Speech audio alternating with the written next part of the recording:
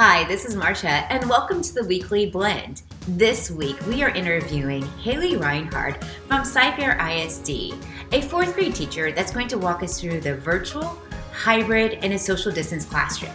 She's also going to share out her checklist and how she uses those checklists no matter what learning environment. So let's go ahead and get started.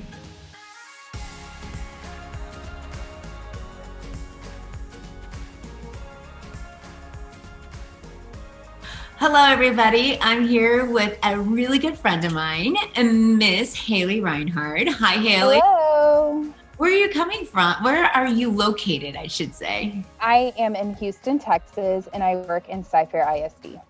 What grade do you teach? Fourth grade math. Oh, do you love teaching fourth grade math? Oh, I love it. It's my dream job. Do you have to teach fourth grade math and science or just math? Just math. So this is my fifth year teaching, and I've actually taught fourth grade math all 5 years. So we're here today because I got a chance to visit you last year before COVID, and I got to come into your classroom and see you teaching, which I was just blown away by all the amazing things you were doing.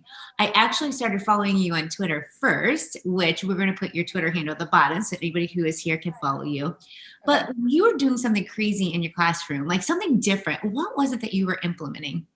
So I started implementing blended learning around the second half of my second year of teaching. So right after Christmas break of my second year of teaching. Wait, what's blended learning?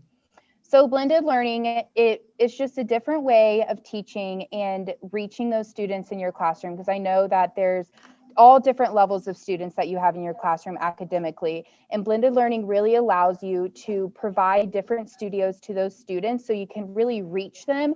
And they're also able to choose the pace, the path, and the place that they work on these different studios. And while they're working on these different studios, I'm able to pull small group and really differentiate my small group lesson according to what those students need. You said a key word there, studio. What can you give me some examples? What is a studio? So studios are just truly different activities, and they're all at different levels. So I have independent practice studios, which an independent practice studio is just, usually it's the paper and pencil activity, and it's where I pull the grades from.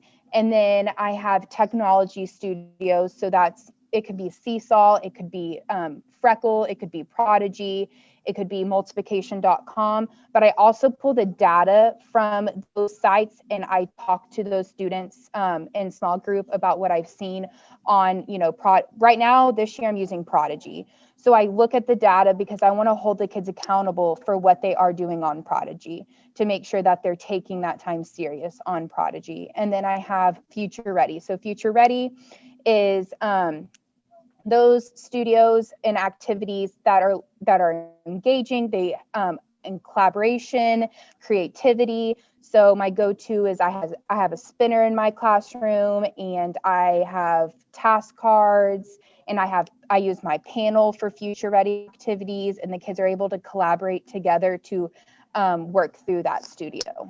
Wow, I love that. You know what I love the most, Hailey, that you said is that you talk to the students about what they're doing online.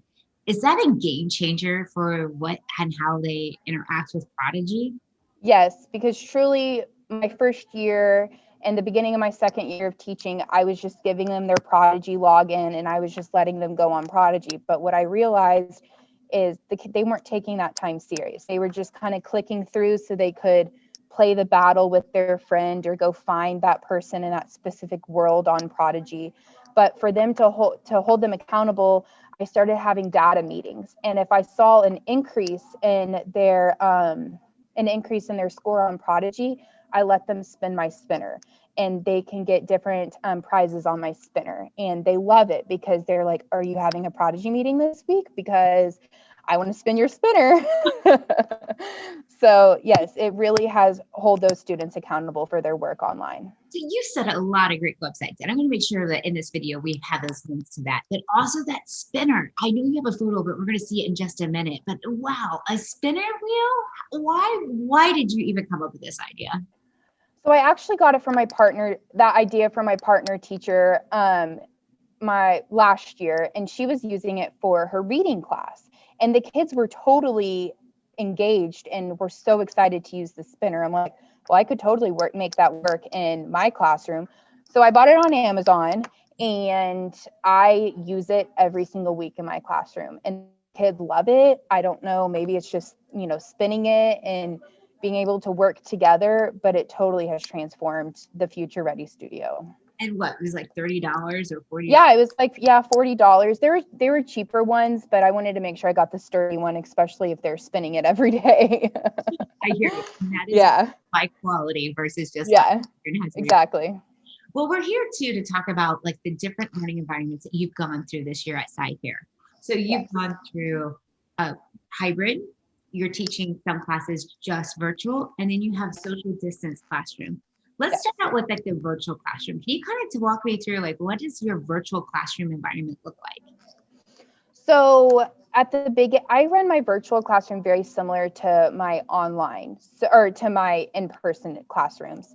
And so I usually, if it's just a normal day, I do my mini lesson and then I try to pull some small groups and I have the kids do independent work. But if it's a checklist, which that's what I've been, implementing with my virtual kids, is I like them to try a checklist out just like my in-person kiddos. And I get them started with their checklist. And I always have another computer, so I can, when I go into a breakout room to do my small group, I can still keep an eye on the kiddos. So I just brought my personal computer from home, and I just log in to Zoom through that. And I give co-host responsibility to my other computer. And I go to my breakout room to do my small group lessons, and I'm still able to keep an eye on my other kiddos working on their checklist. And what's really awesome about the platform that SciFair bought this year, Schoology, you can kind of see everything what the kids are doing live at that specific time and what they're choosing to do. And my go-to this year has been Google Drawings, Google Slides, stuff like that. So of course you can see them live and what they're exactly doing each time, like what they're doing at that specific time and what they're working on. It sounds like because you're using all these different techniques, keeping an eye on the kids, giving them a checklist, using Schoology, using Google Suites, that the participation level seems to be okay in this virtual environment. Yes. So I will say at the beginning of the school year, when honestly I was in the same boat as every other teacher. We were just trying to figure out what it was going to look like for us, right? And it was definitely trial and error. First, I started with choice boards, and then I tried to do, rotations for them. And I realized, the easiest thing was after, trying those different techniques is I wanted to try out a checklist with them. And they truly liked it because they were able to pick what they were working on and when they wanted to work on it, but they knew that the non-negotiable was going to be my small group. So if got a breakout invite pop up on their screen, that they knew that they had to join the breakout room, and that was small group time, but they were able to check it off on their checklist. Oh, Hailey, I cannot wait to tell you, you need to do the update for Zoom. The new Zoom feature allows the students to pick the different breakout rooms. So they can go and pick like the mini lessons. So you can grab them and tell them what time, and they go to independent practice, and then they go to digital content. So if they do some collaboration projects, they can jump into the Future Ready room, which you just said you had an extra monitor there. So you can talk to those kids, and if they're collaborating and talking while you're doing a mini lesson, I'm telling you, go get the update for Zoom. Okay. Blow your mind. I will definitely do that. But that's, you know what? I think you gave good advice. It's trial and error. And everybody wants to be like the best teacher in the whole world. And honestly, you are one of those teachers that I would say, okay, this classroom rocks. So, but at the same time, when we're doing something new with this whole virtual learning, we just got to figure it out. Nobody went to school to be a virtual teacher. No. So I love that you're like, okay, we tried it, didn't work, tried this, and you went to what you do best, those checklists. That's so amazing. Okay, so let's go forward. So you did virtual, and then you did some hybrid teaching. Can you explain to me, what did that hybrid look like, and why aren't you doing it anymore? So at the very beginning of the school year, the first 2-3 weeks, my campus, we were doing hybrid. And we went to our administration and we just asked them, hey, is there any way we could do a full virtual and a full in-person? Because what we were realizing was we wanted to be able to meet the needs of each of those students online and in person, but the needs were just a little bit different because the virtual kids really needed help, getting used to the Schoology platform because it was new to us and it was also new to them. It's an awesome platform, but we were all trying to learn it together. And then our in-person kids, we realized they were kind of just, sitting in their chair, chilling, trying to do the activity, but we felt like we needed to be two places at once. So what my administration let us try out was to try to do an all in-person and all online, which we found out that was much easier for us, but it was also the kids liked it. The kids were excited because they were like, oh, so it's just going to be us today and you're not going to have to get on the computer. And then the kids on the computer were like, oh, it's just, you don't have to leave us. Like, we're right here with you. So we switched to the all in person and all virtual class. So now your schedule looks like what? What does your daily schedule look like? So school starts and the kids come in and I start virtually in the morning for the first 75 minutes. And then after that, I have 3 in-person classes. So my first class is virtual and then my last 3 are in person. Okay, and you gave me the privilege to give a sneak peek about your classroom. I would love for you to share out with those wonderful photos and videos with everybody watching. Okay. You get ready for this? Yes. So this is my current classroom for my in-person kiddos. And like we were talking about, I tried to implement a checklist every single week. Of course, it could be different each week, just looking at the scope and seeing what, we are currently working on at that specific time. But when I am in a checklist, this is kind of how I set up my room. At the beginning of the year, I was trying to figure out how could I still implement blended learning a part of a social distance classroom. That was the big question. And so I brainstormed with, some other teachers. I brainstormed with my administration. And the big thing was wear your mask and hand sanitize your hands. So what I did is I went on Amazon and I just invested in some clear plastic pump bottles.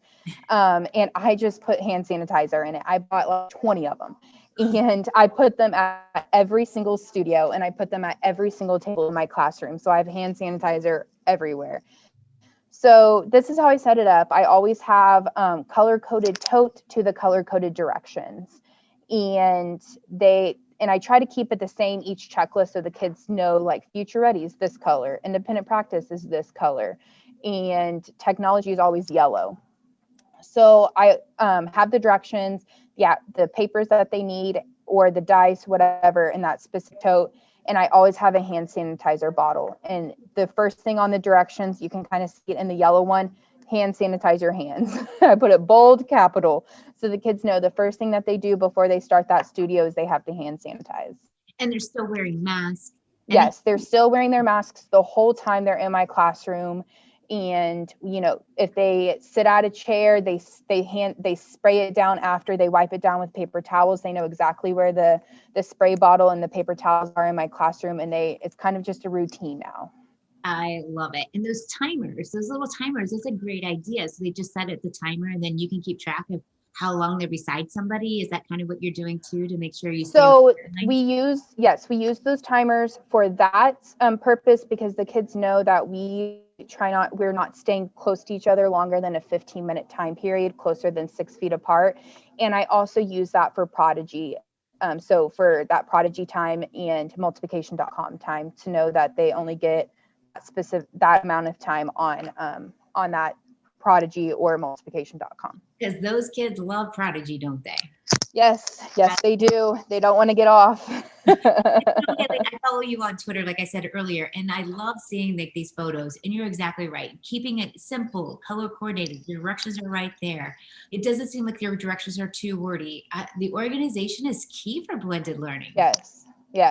I like it. Since I have 3 classes, I always tell the kids, leave the tote nice and neat the way that it was for you, because I have 80 something kids, some online, it can all get messy. So I try to keep it as organized as possible for them. Well, it looks amazing. I keep up the great work. I think you have some other things you wanted to share us. Yes. About the different studios. So this is my progression board. I have it on my whiteboard. And I color coded their names according to their class. So it's easy for them to see, since I have 3 in-person classes. So I try to color code it according to their class. So it's easy for them to grab.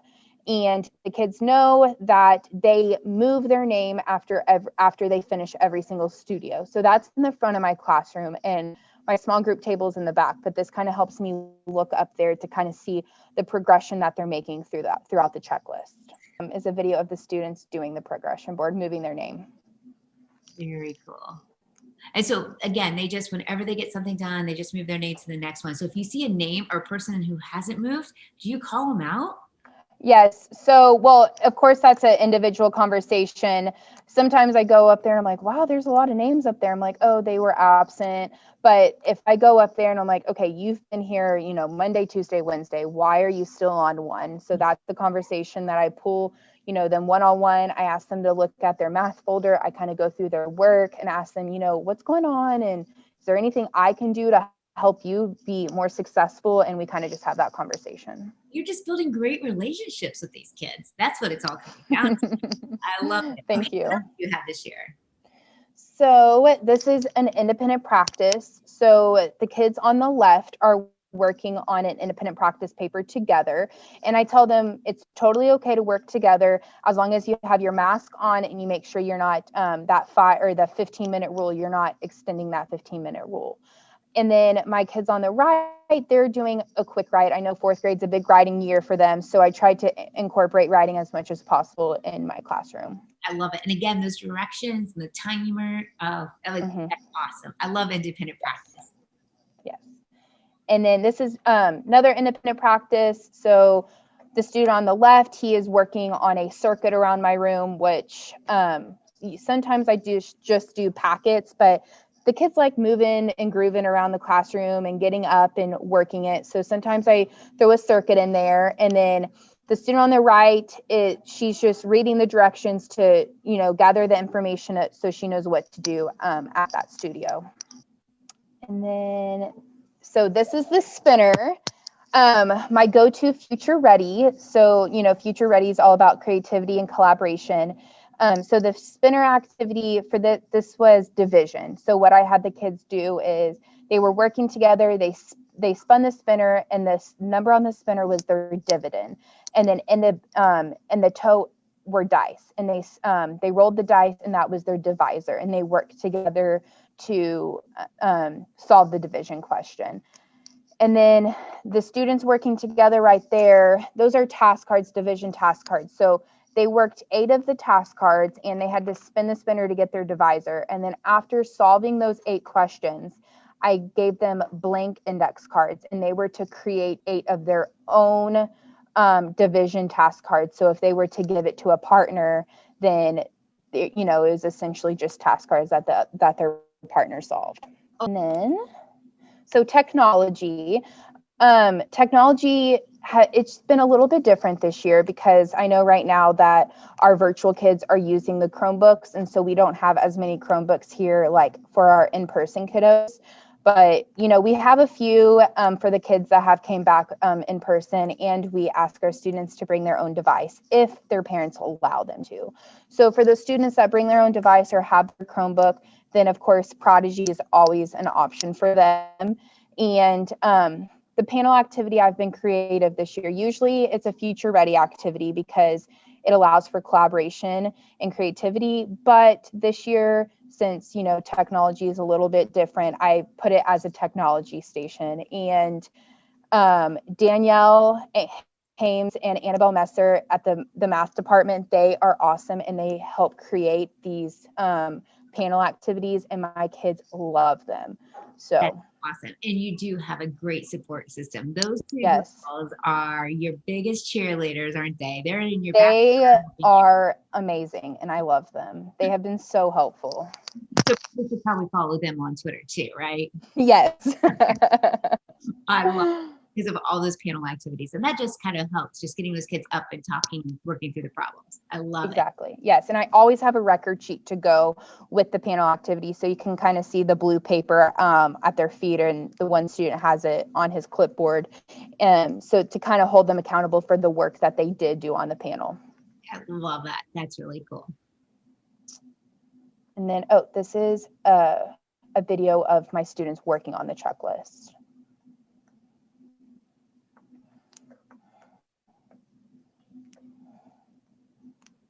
So they can just kind of sit wherever they want. They have their checklist. They have like a folder, it looks like, too. I think you're going to share out that folder. Yes. Wow. And there they are doing that the document for the panel. I love it. Those were the task cards, the division task cards. Oh my gosh, this is great. And it's great to see that they're still social distance. They're still keeping it mindful of all this. And then there's the spray bottle in the back. Was that your mini lesson area? Yes, that's where I usually pull mini lesson. And then these are the dust shields that if they do sit at their desk, they're always behind their dust shields. You can see the hand sanitizer at each of their desks. Oh my gosh. Wow. You have really adapted to this whole crazy social distance classroom. This looks amazing. Oh, this is a video of them working on the panel. Okay.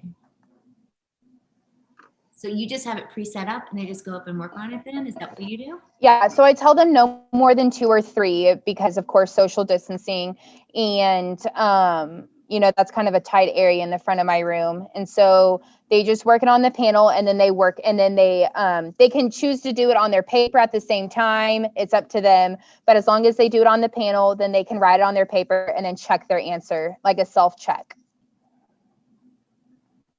So she landed on a number. And yes, 411. Okay.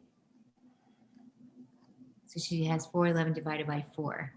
This is really great, Hailey, because one, it's if they don't like that number, they can spin again, right? So yeah. And in 4th grade, we do 3-digit and 4-digit numbers. Well, some kids are, they're comfortable with 3-digit numbers first. So if they choose to, spin again, they can totally spin again. And then this is a task card activity. This was another future ready. So I have snow off to the side, and you'll see the kids. I rolled up numbers and I made them like snowballs. So this was right before Christmas break. And if they pulled question 2, then they had to go through the task cards and find question 2. And they did this 8 times, and they worked together to solve these questions. And then the QR code is a self-check. So they could scan. I have a personal iPad I let the kids use as long as they're at my small group table. They can scan and check their work. Oh my gosh, I love it. I got to see the snowball thing. This is so cute. So they're pulling out a snowball right now? Yeah. Oh, you even have cotton in there too. Yeah. It's like Ohio. Fake snow. Oh my gosh. I'm from Ohio. We have snow all the time. So this is I know. So the kids were like, oh, it's snow. It's so cute. Now they're going to think cotton is snow. Yeah. Because then it's a chance. You don't know which one you're going to get. So it's just right. task cards, but you're putting a little fun twist to it. Yes, the kids love it. So this is their, I say yellow folder, but essentially it's their math blended learning folder. And the front pocket is, I put still working. So that's the paper. That's where they put the papers that they're still working on. And then in the middle, there's sheet protector. I always have, this year, since, we don't really share supplies, I put just a blank white paper inside of a sheet protector. So it's their dry erase board. And then I have, their math facts page. So if they ever want to practice their math facts, and then their strip diagram page, just a few things and sheet protectors that will help them, be successful on a normal day or a checklist day. And then the last pocket in the back is their finish. So that's where they put all their work when they're finished. And then that's their checklist. This is a great idea. I love the blank paper idea. That's a really good idea, just because it's a dry erase board. Now, when they come back to your small group, do you have them bring that folder and do you go through some of their work? Yes, they always come to my small group table with their folder, so I can look through, their progress and how they're doing. And also with the progression board, I'm able to see, wow, are you already on studio, like the 7th one, and it's like the 2nd day, and that I can go through their work with them, and I can kind of see like, okay, wow, you're doing a great job, or maybe we need to slow down a little bit. Well, Hailey, it has been a fun adventure going through your virtual classroom, talking about your hybrid. But you know what I really enjoyed was just getting a bird's eye view of what your social distance classroom looks like. It looks like you have taken all the guidelines, you are proceeding with caution, but yet at the same time, you're still implementing blended learning. Yes.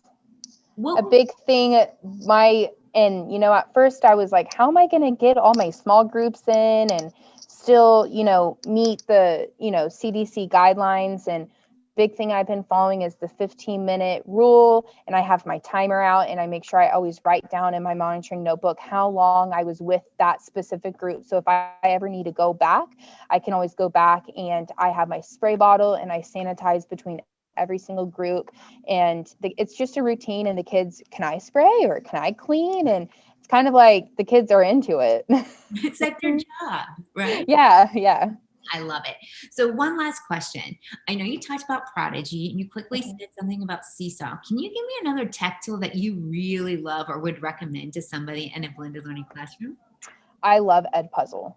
Edpuzzle is one of my favorites. My virtual kids have been using Edpuzzle weekly. My in-person kiddos, we're still working on that due to not having not having all the Chromebooks yet. And but I love Edpuzzle because it's like just it's you recording a video, and you can not allow for skipping, so the kids can't skip through the video, and you can input questions at different times so it can check for their understanding. And the kids like it because it's like they're just another mini lesson of you. Just they can watch it at their pace. Oh my gosh. So you have you've learned how to double yourself. Is that Yeah. all right, Haley? Well, I appreciate your time. I know that people are going to start following you on Twitter. I know they're going to be excited to see what you're doing.